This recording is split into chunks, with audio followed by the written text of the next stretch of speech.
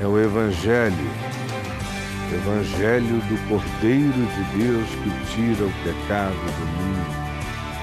Evangelho de Jesus ressuscitado de entre os mortos. Evangelho da vida, Evangelho da criação. Eu vou ler em Mateus, no capítulo 24, do verso 45 ao 51, mas olha aqui para mim. Eu falei na semana passada, você estava aqui, você lembra, você ouviu, e quem não estava, é só ir no YouTube, no meu canal, e achar lá a mensagem de sexta-feira ou de quinta-feira passada, quando eu falei sobre o que Jesus definiu como uma sequência de eras, de aeões, que haveriam de se acumular e de se encavalar, até se chegar ao cenário definitivo e que caracterizaria o tempo e a manifestação da sua vinda, sem épocas definidas, sem anos, sem datas, sem nada, porque ele disse que será como um ladrão de noite,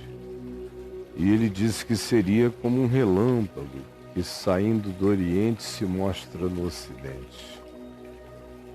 E a advertência é: fiquem espertos, sejam vigilantes, percebam os sinais de natureza político-escatológica vinculada a Israel, os sinais relacionados à política global, os sinais sísmicos de todo tipo de fenômenos chocantes, os sinais relacionados a uma desordem natural crescente, a ponto de que chegará o dia em que os mares crescerão tanto que os homens terão crises de angústia, medo e pânico, e que o grande fluxo urbano vai ser na direção das montanhas. Jesus falou que durante todo esse processo se deveria estar atento para os falsos profetas, para os falsos cristos, para os falsos anunciadores da chegada de Jesus. E disse que eles proliferariam, e falou de todo tipo de catástrofe social, econômica e morte, cavalos e bestas crescendo sobre a terra. E hoje, não no Evangelho de Lucas, no capítulo 21, que foi quando eu falei e onde eu falei na semana passada, mas aqui no Evangelho de Mateus, no capítulo 24, eu quero prosseguir. O verso 44 diz: por isso,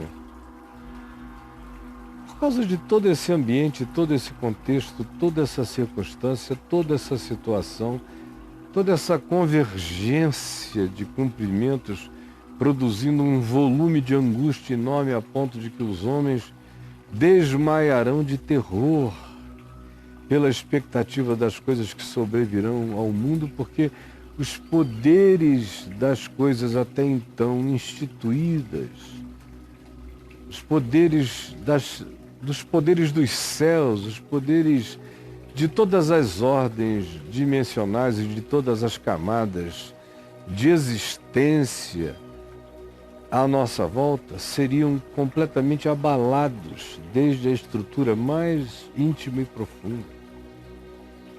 E aí Jesus, no verso 45, começa a dizer quem é, pois, esse pois é um evocativo do contexto de ódio, de desagregação, de confronto e hostilidades mútuas na terra e tudo mais que eu já descrevi, que aqui você encontra com facilidade. Quem é, pois? Quem é em razão disso? Quem é por causa disso? Quem é porque as coisas serão assim? Quem é o servo? O servo fiel. Quem é o servo prudente? Fiel a Cristo, fiel ao Evangelho ensinado por ele. Jesus é o Evangelho é Jesus. Fiel ao próximo, fiel à sua própria consciência, fiel ao seu próprio caráter, fiel a princípios, fiel à vida. Quem é, pois, o servo fiel? Fiel e prudente, e sensato, e moderado, e em busca de discernimento, e precavido, e atento bastante, a quem o Senhor confiou os seus irmãos, os seus conservos, o seu próximo, para que eles, sendo servos de Deus, fiéis e prudentes, cuidem do sustento, do cuidado e da manutenção do coração e da alma dessas vidinhas de Deus, entregues aos cuidados de servos fiéis e prudentes. Quem é? Essa é uma questão invocativa. Apresente-se. É isso que Jesus está dizendo. Quem quer ser assim? Durante esse tempo, enquanto se espera a volta do Senhor, enquanto a fé morre, porque Jesus mesmo perguntou: e quando vier o Filho do Homem, porventura encontrará fé na terra? Quem é esse que vai se apresentar para ser fiel e prudente no tempo em que os abutres voam pela abundância dos cadáveres no chão do mundo? Do espírito da morte atraindo abutres do inferno? Quem é esse que nos piores dias e em todos os dias e em cada nova geração da história, quem é esse? Servo meu, fiel, que tem raiz de caráter no meu caráter, diz o Senhor. E quem é o servo prudente, sensato, sábio, vigilante, a quem o Senhor vai confiar seres humanos para que eles lhes tragam o sustento espiritual, o sustento emocional, o sustento psicológico, o sustento de esperança, o sustento de fé. Quem são esses? Apareçam, apareçam, apareçam, ofereçam-se. Nesse tempo de espera, de cinismo, quando os homens dizem: e a volta de Cristo, quando será?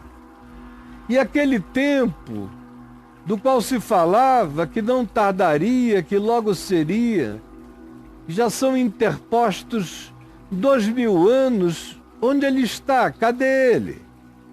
As coisas continuam as mesmas, como desde o início detectável da criação. E cadê esse novo tempo? Cadê essa nova hora? Cadê essa invasão dos céus na terra? Quem é esse servo que vai se oferecer para viver fiel e prudentemente, trazendo sustento espiritual àqueles que lhes foram confiados pela graça de Deus, na época do cinismo, da descrença, do caos, da morte da esperança, da epidemia do suicídio, do estado apanicado de existir cronicamente. Quem é esse? Quem são esses? Bem-aventurado é aquele servo meu, discípulo meu, diz o Senhor Jesus, a quem eu, quando vier, o achar fazendo isto, sendo fiel, sendo prudente e dando sustento espiritual, manutenção, renovação de esperança ao meu povo. Esse é o bem-aventurado. Esse é aquele que diante de mim está e será exaltado. Portanto, bem-aventurados sejam todos esses que se oferecem para serem alimentadores de milhares e milhões de bocas espirituais, dando sustento, o leite genuinamente puro do Evangelho e trazendo fortalecimento e graça em dias de desesperança, angústia e desejo de morrer. Esse e esses que assim fizerem serão os servos a quem eu, quando vier, galardoarei com toda a minha glória de ser. Sim, em verdade, eu vos digo que a esses eu confiarei todos os meus tesouros, todos os meus bens, toda a minha plenitude, todo o meu poder. A esses eu galardoarei, eu mesmo. Entregarei a eles todos os meus bens. Por isso é que deles se diz que são co-herdeiros com Cristo Jesus. Co-herdeiros. Se com ele sofremos, também com ele ressuscitaremos e também com ele seremos glorificados. E também dele nos tornaremos co-herdeiros com ele de tudo quanto de Cristo seja na presença do Pai da eternidade. Mas, não sendo assim, se ao invés daquele servo ser fiel e prudente e diligente na alimentação real, profunda, verdadeira e enraizada da minha palavra como sustento no coração humano, se ao invés disso, no entanto, aquele que começou como servo e acabou se tornando mal, porque começou a dizer para ele mesmo e consigo mesmo, o Senhor não vem não. Já demorou demais, não vem, mas o poder histórico que o nome dele traz é incomparável.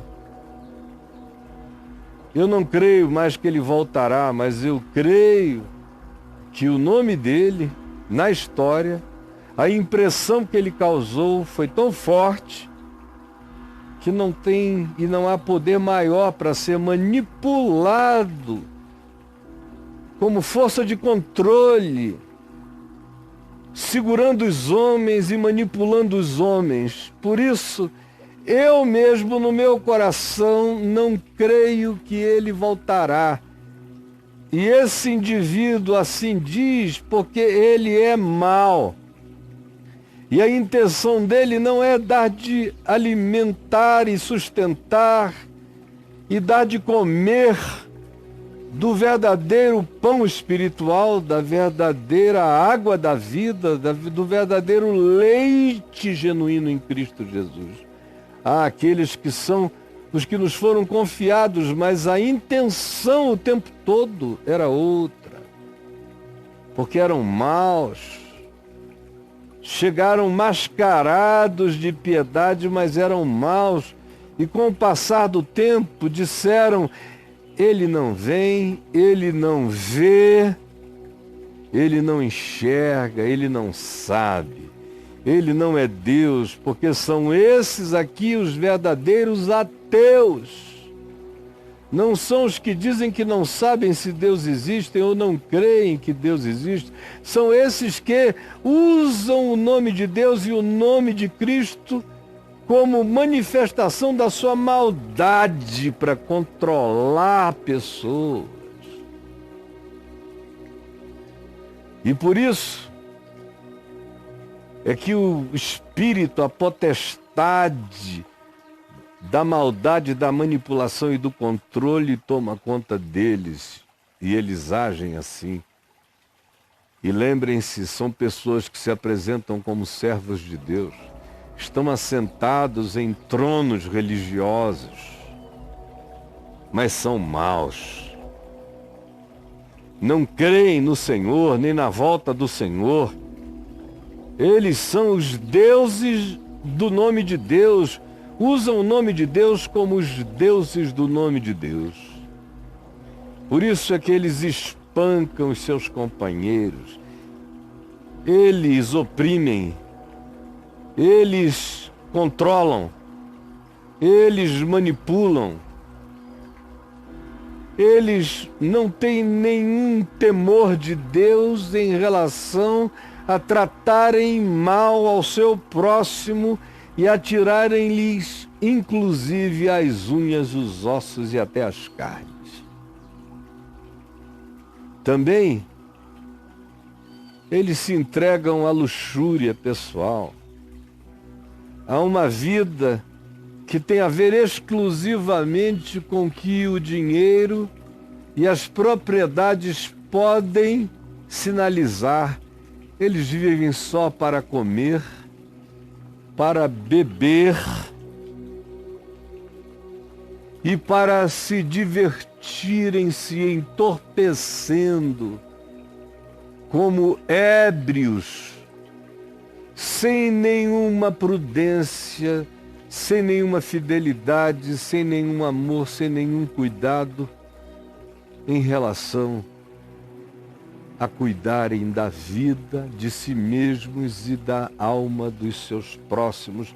Ao contrário, Deus se transformou em poder de manipulação para eles. E Jesus já dizia: por que os homens vão achar que a minha volta demora? Bem-aventurado seja aquele que não se importar com isso e se mantiver fiel e prudente, dando sustento àqueles que vêm a eles buscar alimento. Esse vai receber de mim tudo quanto eu tenho.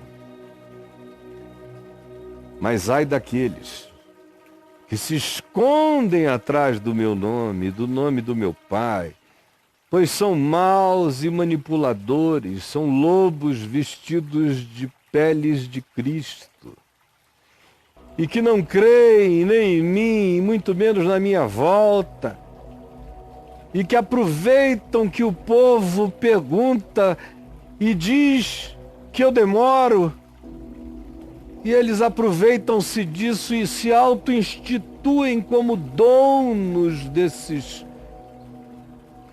pobres seres humanos, desse rebanho da desesperança, que é usado, que é manipulado, que é comido vivo, enquanto esses indivíduos vivem para sua autossatisfação, para sua autoglorificação, para o seu autoenriquecimento. Mas saibam, virá o Senhor virá. E vai pegar esse indivíduo no dia em que ele não espera. E na hora que ele não sabe, você vai ouvir dizer: o Senhor virá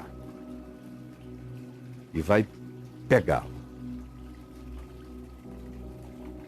e castigá-lo-á, lançando-lhe a sorte com os hipócritas. O inferno é dos hipócritas e dos mentirosos e dos manipuladores e dos perversos.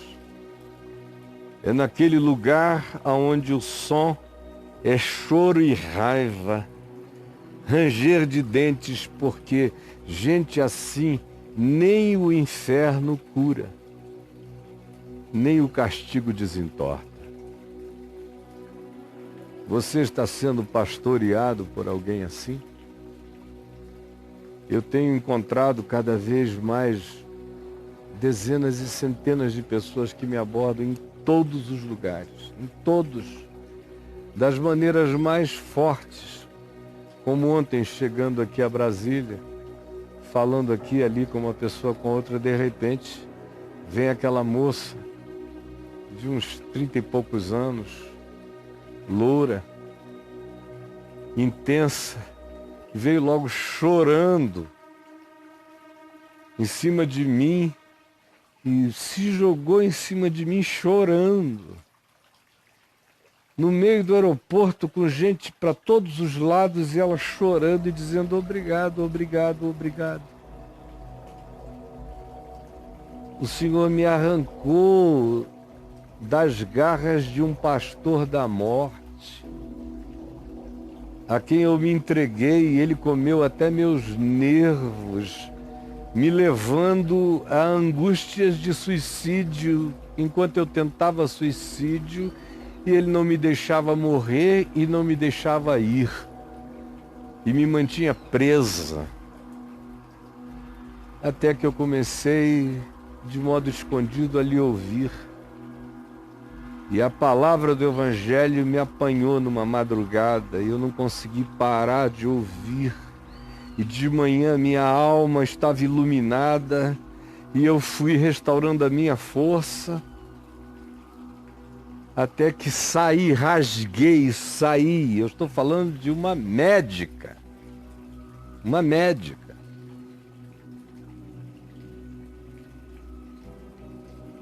Hoje ela está casada com um outro homem. Isso aconteceu há 4 anos. Ela encontrou outra pessoa e que ela trouxe para vir falar comigo. E ele disse: olha, muito obrigado, porque a vida dela foi salva. Eu não sou crente, mas eu reconheço que o que o Senhor está fazendo e que a palavra de Deus na sua boca é verdade. Eu vejo o que está acontecendo com ela, como ela saiu da morte. Aqueles que estão dando sustento a você, estão lhe dando o pão simples, puro e simples do Evangelho, que ensina a viver, que ensina a perdoar, que ensina a deixar livre, que ensina a libertar, que ensina a amar, que ensina a ter força para atravessar. Ou são daqueles que querem manter você em dependência, sob tutela, sob comando, sob controle, dizimando e dizimando e dizimando eternamente para Deus no bolso deles. O Deus deles está no seu bolso. O Deus por qual você dizima é a conta deles, é a luxúria deles, porque em nome de Deus eles engaiolaram milhões e milhões, e a maioria. Quem pastoreia a sua alma e o que estão fazendo com ela? Senhor Jesus, por favor, eu te imploro mais uma vez, manifesta a força operante do teu poder. A força operante do teu poder manifesta agora. Meramente pela palavra, quebra grilhões, cadeias, desamarra, livra. Milhões de filhos teus que foram enlaçados por pessoas falando em nome de Deus e que os sufocam, os estrangulam, os exploram e os matam. E ainda os culpam e os fazem ter desejo de morrer ou existir em depressão. Tem misericórdia e que hoje seja o dia da tua intervenção. É o que eu te peço. E eu sei que assim será. Em nome de Jesus. Amém.